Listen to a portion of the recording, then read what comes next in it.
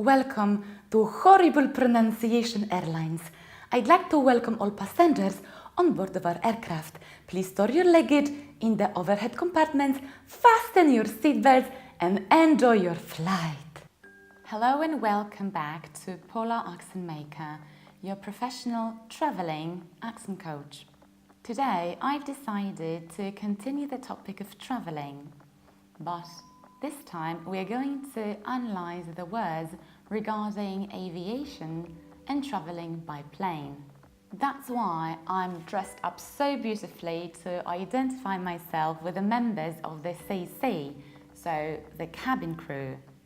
Dear flight attendants, you always look so beautiful and you are so polite and charming. Unfortunately, very often your English leaves quite a lot to be desired. And sometimes, to be honest, I hardly understand which language you speak. Of course, it also relates to other people often traveling by plane. So no matter if you are a flight attendant, pilot, flight controller, or simply any other traveler, I hope you will find this film helpful. So, welcome on board of Polar Airlines, buckle up and enjoy a flight.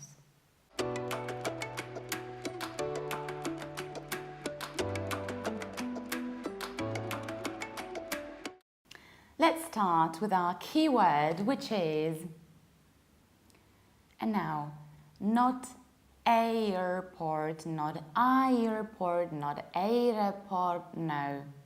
In British accents, we pronounce it like airport, airport. So we have a very front and open and wide air,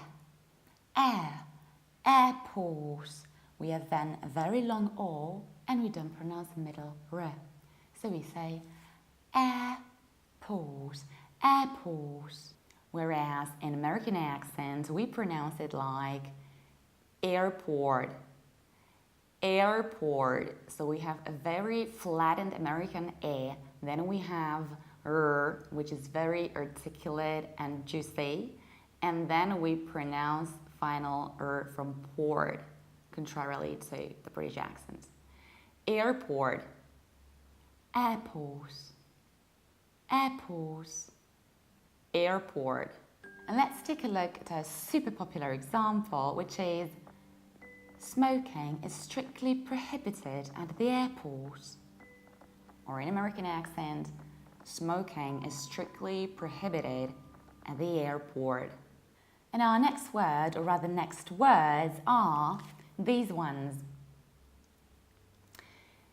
It's not luggage, it's not luggage, it's luggage. Luggage with a very reduced A. It's A, not E. Luggage. And a very similar one is baggage, not baggage, not bagage, not baggage. It's baggage. So we have the same ending. Luggage, baggage. The only thing that is different is the way you open your mouth. Luggage, baggage. Let's take a look at our examples. Please do not leave your luggage unattended. How many pieces of baggage do you have? Our next expressions are not boarding card and not boarding pass. There are so many different options. In British accents, we pronounce it like boarding card, boarding card. So what happens is that we prolong O and we skip middle R. Boarding, and there is no K at the end. I don't say boarding, I don't say boarding, I say boarding. And then you analogically skip middle R in card and you prolong A. Boarding card. Our second expression is boarding pass. So we have exactly the same set of vowels, long O, boarding, and long A from pass. Boarding pass. In American accent, we do the exactly opposite thing. So we pronounce in a very strong and articulate way, boarding card, boarding card, and boarding pass. Here we open our mouth in a very wide way. Pass, not pass, but pass. Boarding card and boarding pass. And now let's take a look at our examples. Can I see your boarding pass, sir? Can I see your boarding pass, sir? Our next word is this one. A key word, actually. So what I usually hear is passenger. Passenger. So people stress the second syllable sen, and they say sen like sen noceletni, whereas we have to say passenger. Passenger. So what happens? I stress the very first syllable, pa, and then I reduce sin. Passenger. I also reduce the last syllable. Passenger. Passengers. And in an American accent, we say passenger. Pa, very open air, and a very strong red at the end. Passen, relatively reduced. Passenger.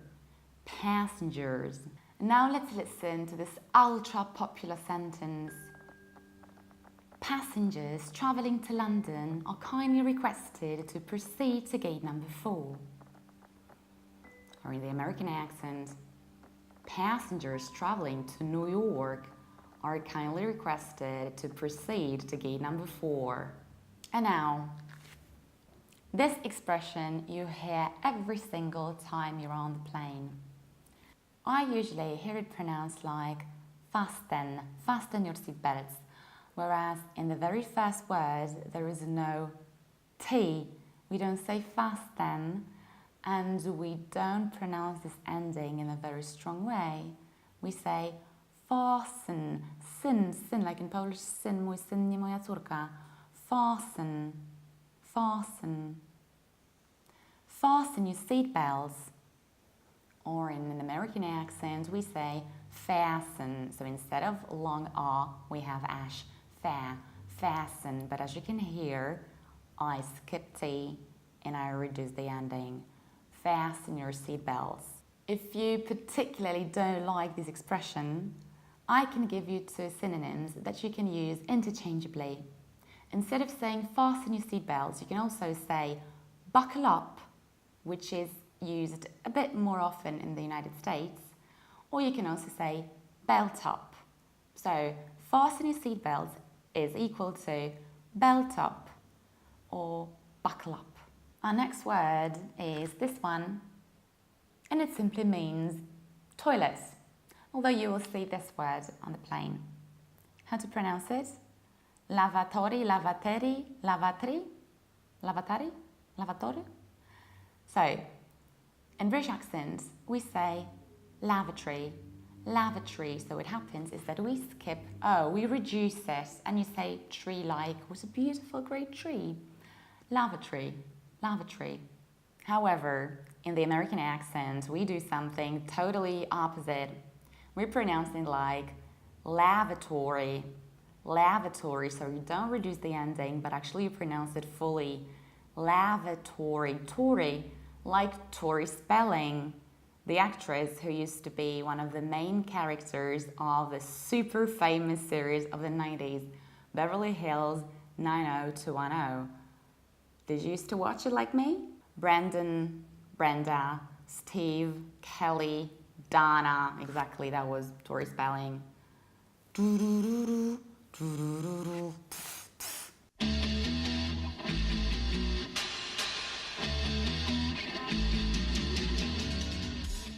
And let's take a look at our example.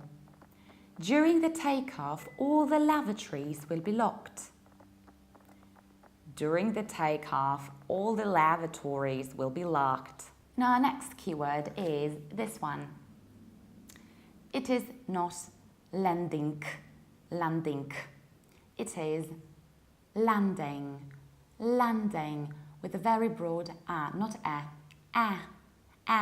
and no final K. Landing, Or in the American accent, a little bit wider, landing, landing. And now let's take a look at our example. Cabin crew, prepare for landing. Cabin crew, prepare for landing. And at the very end of the film, I've decided to prepare for you some bonus. Very often, right after the boarding, you can see the cabin crew members check all the doors and safety regulations. What you can then hear is something that goes like, cabin crew, doors to arrival and cross check. What the hell is this last word? Cross check. Cross check. This is exactly how I hear it, at least in Poland. Cross check. What the hell is cross check? Can anybody tell me? Is cross check some monster? Has anyone ever seen cross check? Or maybe it's the name of some STD. I mean, STD, sexual transmitted disease. What is cross check? To me, it sounds like a disgusting mix of two Polish words, which is krosta i pyszczek. Krosta, pyszczek, kroszczek, logically speaking. How you should pronounce it is cross-check. Cross-check. Something is cross-checked. You have cross, very selective, separate S, followed by ch. So it's cross-check, not szyczy, not cross-check, szyczy like Szczochy or Szczyny or Szczecin. It's cross-check, cross-check. The door is cross-checked. So, if any members of the CC are watching me right now, please remember, guys, this is cabin crew, doors to arrival, and cross-check. Cross-check. To sum up, today we've learned how to pronounce correctly airport or airport, luggage or baggage, boarding card or boarding pass, or in the American accent, boarding card and boarding pass. Fasten your seat belts, which is synonymous with belt up or buckle up. Lavatory or lavatory. Landing or landing. And cross-check. Cross-check, not cross-check. And now I'd like to pass a couple of personal words to the members of cabin crew that might potentially be watching me now. The idea of this film is not to attack you anyhow, guys. I truly admire your really hard work, and I know how difficult it must be for you to fight all the time with the unfair stereotypes about you being perceived like some waitresses or waiters on board of plane. Or that you are not any goofy trolley dollies, as they often call you, but you have a truly responsible and difficult task. And I know that you would like to be taken more seriously, but please live up to these high expectations and lift up your communication skills, because they often leave much to be desired.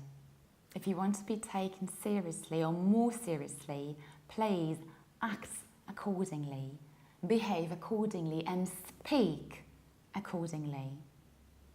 Very often you communicate extremely important messages concerning people's safety, health, and even life. And if you are speaking on the phone like this, you're not showing the highest level of your communication skills. So please, slow down, speak clearly, listen to yourself, control your voice and control your intonation, because very often there is none. And please speak to people in such a way they want to listen to you. They feel invited, welcome and well taken care of, because this is exactly how us passengers want to feel with you. Good luck. I'm keeping my fingers crossed for you. If you like this episode, if you found my piece of advice helpful, please show your support, leave a like or comment, and don't forget to subscribe. Moreover, please make sure that you follow me on Instagram, because it's exactly where I upload my traveling pictures. I also share with my viewers some traveling impressions on my professional Facebook fan page. You're welcome to subscribe. See you next time. Ciao!